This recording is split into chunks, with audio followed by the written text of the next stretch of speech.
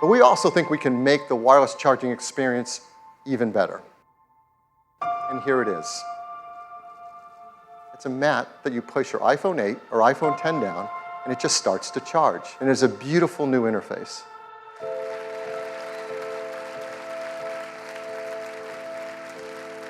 Now it's November 2018, late November 2018, and AirPower is still nowhere to be found. Where is the AirPower?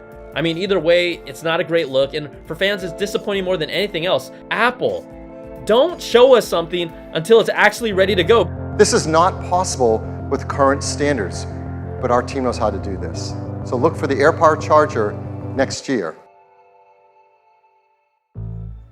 We all know how this story ends. Through Apple's history, it's ingrained in their DNA. They've made impossible products possible. But recently, the past few years, they've been announcing things months before they're shipping.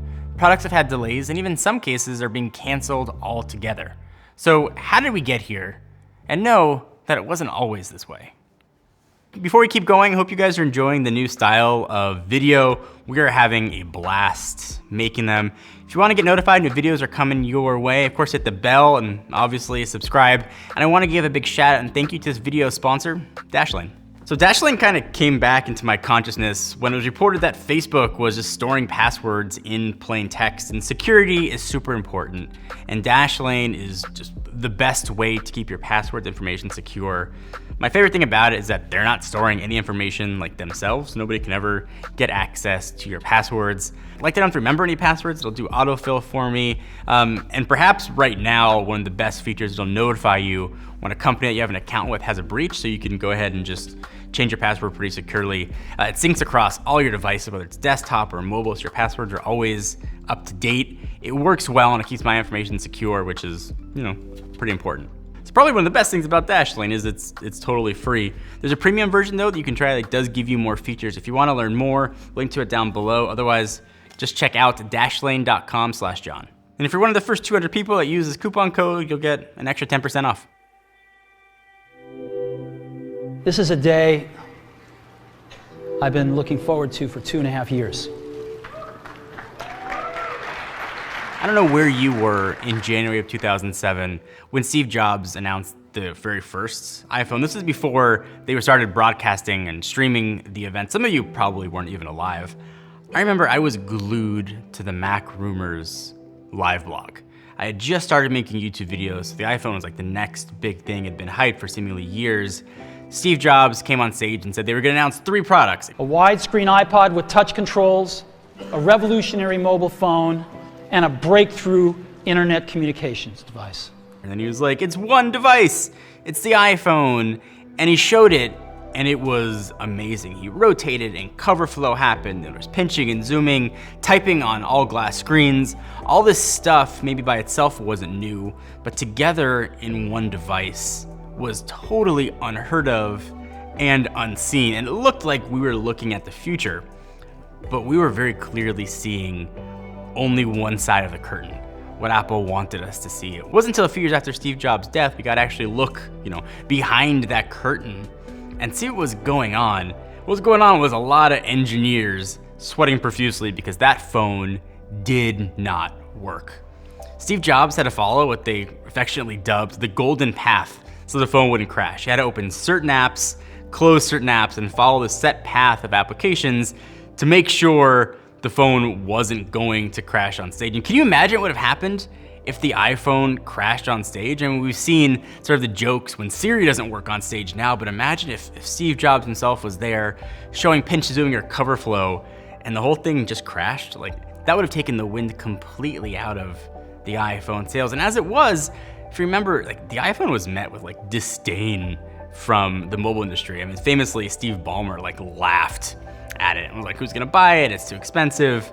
You had the RIM CEOs at the time being like, yeah, we're fine. So that would have only given credence to those arguments. So when you look back on the iPhone, you can realize how close it was to being a failure before it even launched. Some other kind of interesting behind the scenes stuff that was going on. There was a secret Wi-Fi network that only that demo iPhone was connected to, so nobody else would be on it. And the phone actually launched on Cingular, which then kind of became AT&T, but Cingular at the time brought in their own cell phone towers. And also the phone was hard-coded to only show 5 bars of service, even if it wasn't, to make it look like, it was gonna be the bee's knees of Edge. And at the end of the presentation, Steve Jobs said, We're going to be shipping these in June. Yeah, June. So they announced the iPhone 5 months before it shipped. That pre-announcement strategy worked. It built up months and months of hype. By the time the iPhone finally came, people were lined up down the street for it. So that strategy worked for Apple then.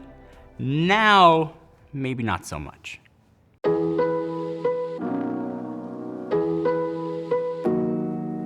The biggest example, and the one on everybody's lips, is AirPower. It was actually announced in September of 2017 with the iPhone X and sort of the vague ship date of coming sometime next year. And obviously next year went into 2019, the product has now been canceled. What it was supposed to do was something really cool. It could wirelessly charge all of your Apple things without having to have certain strike points where you had to place the products. There were coils everywhere. You could drop your wireless charging AirPods, you could put your Apple Watch, your iPhone, anywhere on the pad, and it would work. It was a really cool idea, and not something we'd ever seen exist. And it turns out we hadn't seen it for a reason. Apple was fighting physics and the heat associated with those coils and could never get the product to market. One example that you might have forgotten about was the white iPhone 4 was actually announced in June of 2010 and didn't come out for 10 months, almost a year of delays before it finally hit the market, and really just before the iPhone 4S was released. Funny side note on the white iPhone 4, I actually had a white iPhone 4 right after it was announced. It wasn't real from Apple, I just had colored plates put on to make it look like the real white iPhone.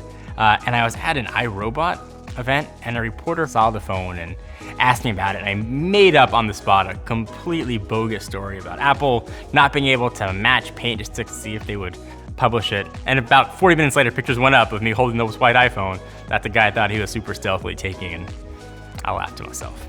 So you can look at the HomePod. It was announced at WWDC 2017, was supposed to come out in December of that year, but didn't actually end up getting released until 2 months later in February 2018. But this new trend didn't just apply to Apple's hardware, it happens to software too. Look at Group FaceTime. It was supposed to be the flagship feature, or at least one of them, on iOS 12, and Apple said it was going to be coming in September of 2018, and it wasn't until a month later in October where it finally saw a mass release. Even most recently, you can look at Apple's announcement of Apple TV Plus and Apple Arcade, announcing they're coming in the fall. So now Apple's announcing products 6 months before they are set to finally debut.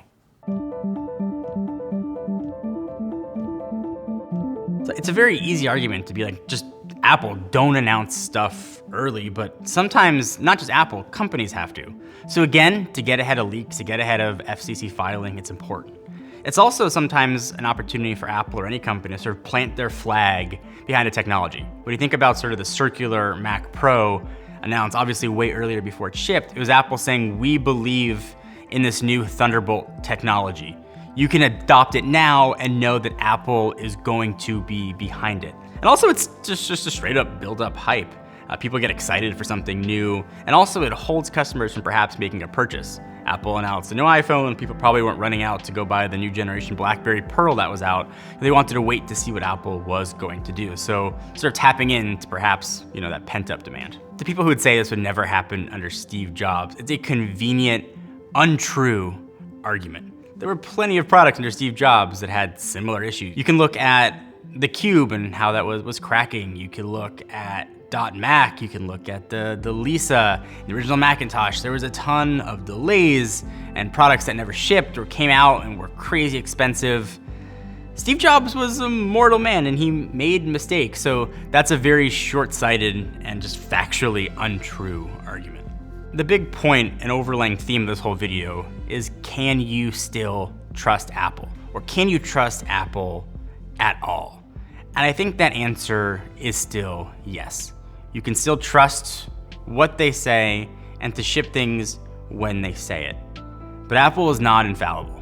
Take everything with a grain of salt. If a product's announced that seems too good to be true, Apple's made a history of their entire company of shipping products that generally seem too good to be true. There was certainly a stumbling block recently, obviously, with AirPower, but Apple has traditionally shipped what they said they were going to ship. So until the AirPower example becomes the rule, I'm gonna look at it as exactly what it is, the exception.